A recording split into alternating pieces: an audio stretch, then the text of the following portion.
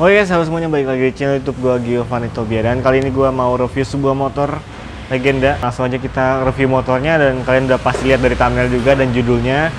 Ini sebenarnya motor udah lama banget, tapi menurut gua masih lumayan worth it lah kalau buat kebutuhan sehari-hari yang nggak terlalu berat. Berat juga masih bisa, tapi ini memang motor tahun lama. Jadi langsung aja kita lihat review motornya sampai habis. Jangan di skip videonya, tonton sampai habis. Oke, kita bahas dari depan. Honda Vario karburator ini punya desain yang lumayan ciri khas ya, sama Vario-Vario yang zaman sekarang juga. Ya, jadi dari dulu Vario itu punya sebuah desain depan yang lumayan mirip-mirip sama Vario-Vario sekarang.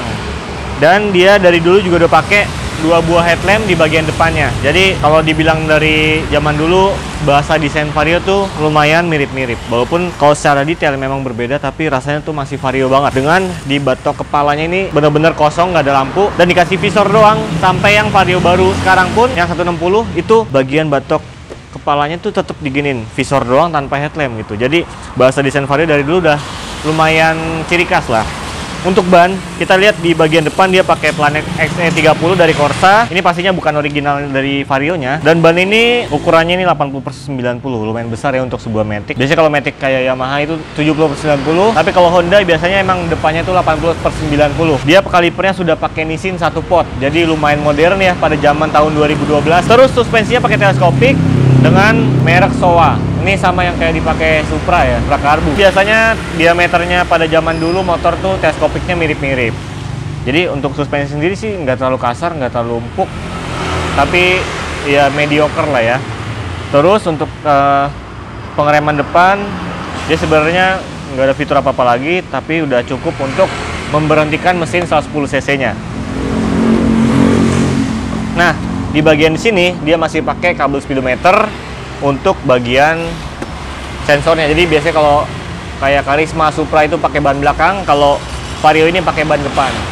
Dan untuk lampu-lampu ini dilengkapi semua, lampunya masih bohlam.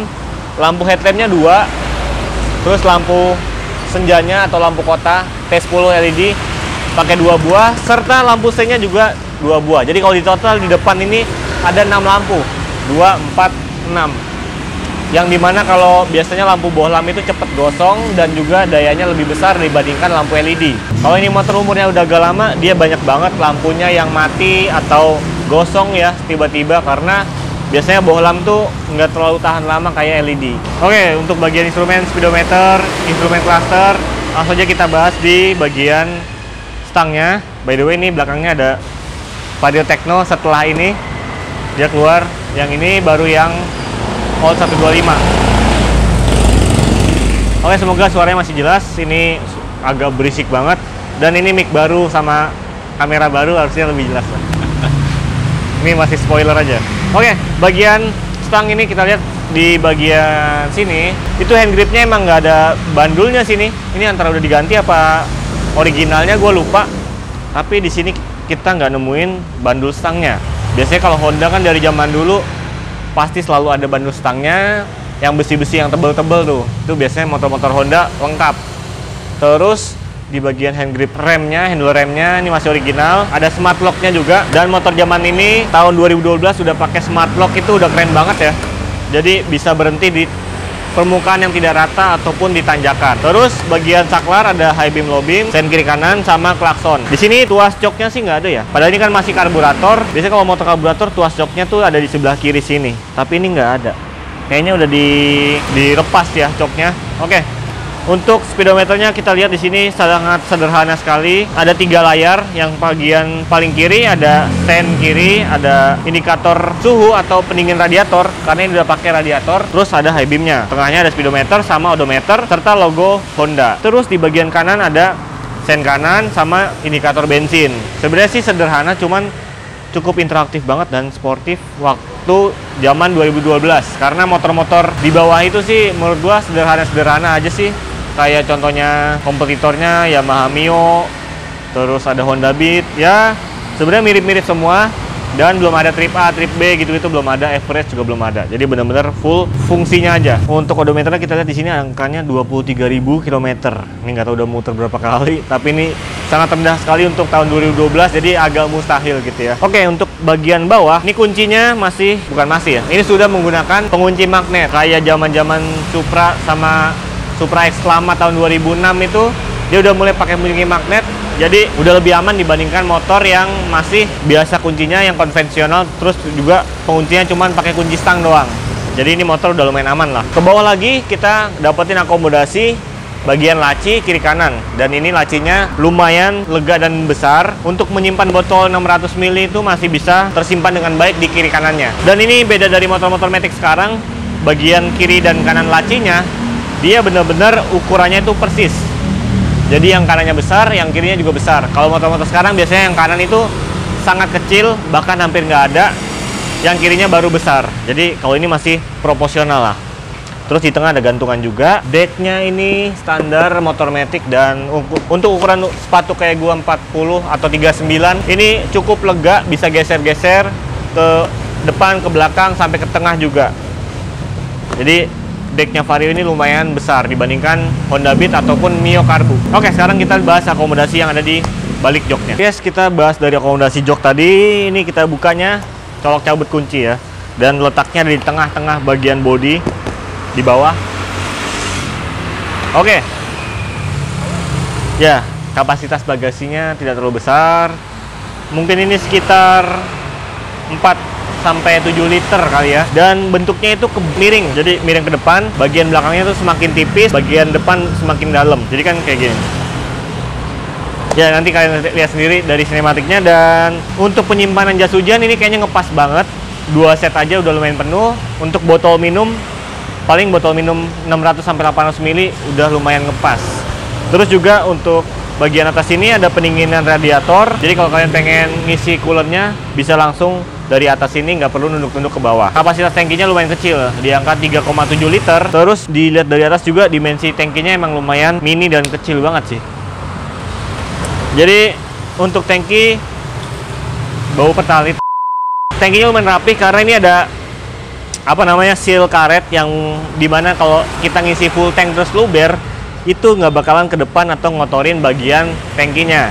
Dia bakalan langsung ke pembuangan ke bawah yang ada selangnya. Jadi rapih lah ya. Detailnya juga lumayan bagus. Di sini ada tempat penyimpanan obeng atau toolkit. Ya, sini polos, nggak ada yang bisa buat nyimpen lagi lah. Ini ada pelampung tangkinya buat sensor bensin. Ya, gitulah.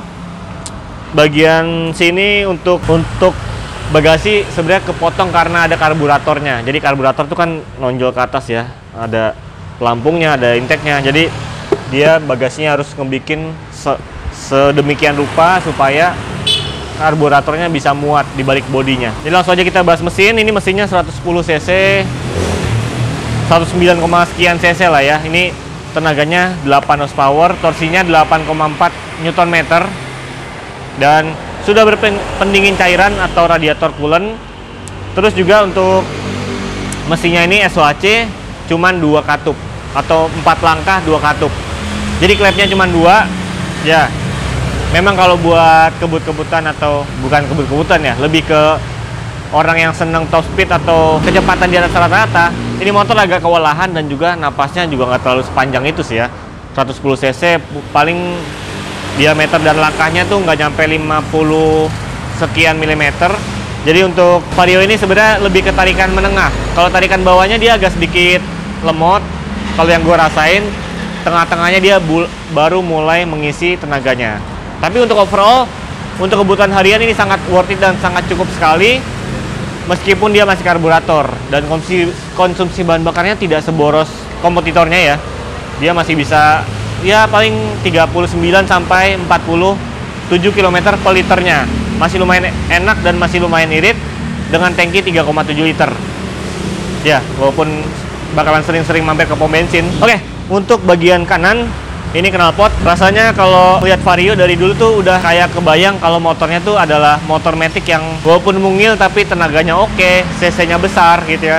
Jadi dari knalpotnya tuh udah kegambar gitu. Dibandingkan kompetitor, knalpot Vario tuh lebih elegan, lebih panjang covernya, terus juga knalpotnya padat. Dan yang versi karburator ini sayangnya belum ada arm yang menuju ke bagian velg kanan. Jadi masih kelihatan kopong gini lah kalau dipegang. Soalnya kalau Vario-Vario baru sekarang armnya udah double kiri kanan, walaupun shocknya tetap pakai monoshock di sebelah kiri. Ini juga filternya juga padat banget nih. Kalau motor matic zaman dulu filternya di bagian belakang, jadi bukanya agak susah. Kalau motor matic sekarang kan filter udaranya di samping. Jadi ini membuat kesan agak padat aja sih motornya. Ya, bagian belakangnya langsung aja kita liatin. Untuk bagian behel sendiri sih, zaman dulu Vario minimalis banget ya. Nggak kayak sekarang yang beneran banyak kerangka-kerangka behelnya, terus udah gitu bolongannya juga banyak banget. Ini masih minimalis. Terus bagian bodinya juga slimless, nggak terlalu banyak garis-garis tegas, ergonomis gitu aja sih. Kayak tuh, nggak lancip. Bagian depan juga sedikit lancip-lancip, tapi masih ada lengkungannya. Shockbreakernya monoshock dari zaman dulu juga. Ini shocknya lumayan enak sih, lumayan empuk, tapi nggak terlalu keras. Kalau zaman sekarang kan Vario rata-rata agak keras ya. Diisi beban berat dulu baru lumayan enak. Kalau yang ini, sebenarnya tadi nyobain boncengan ya ke Monas tadi ya. Itu lumayan empuknya, lumayan pas untuk 2 orang kayak gue yang beratnya ya paling kisaran 50 sampai 68 kilo lah. Bagian rem dia masih pakai tromol dan ada smart lock-nya, jadi enak. Lampunya masih bohlam. Nih, kita lihat bohlamnya juga slimless banget, bener-bener tipis gitu ya. Jadi kalau dilihat dari belakang kadang kurang kelihatan, saking tipisnya dia. Dan bagian spakbor juga polos aja, rata biasa. Sekarang yang terakhir kita coba nyalain motornya.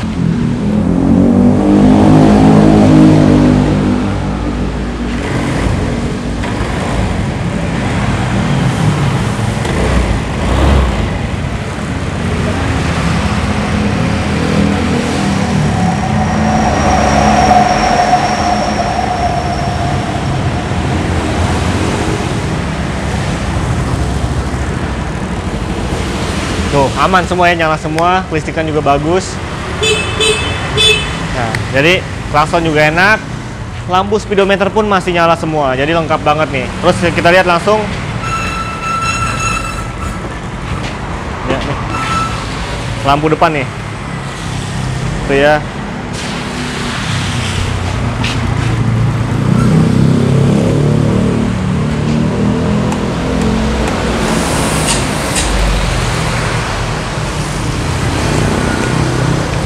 Pokoknya semua kelistrikannya, lampu-lampu lengkap semua, masih nyala semua.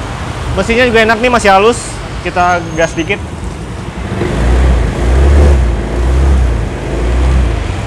Ya, jadi kondisinya masih lumayan oke lah ya. Untuk tahun 2012 dia surat-surat lengkap hidup juga sampai bulan 11 2022, sekaligus ganti plat nomor. Dan platnya dari Jakarta Timur.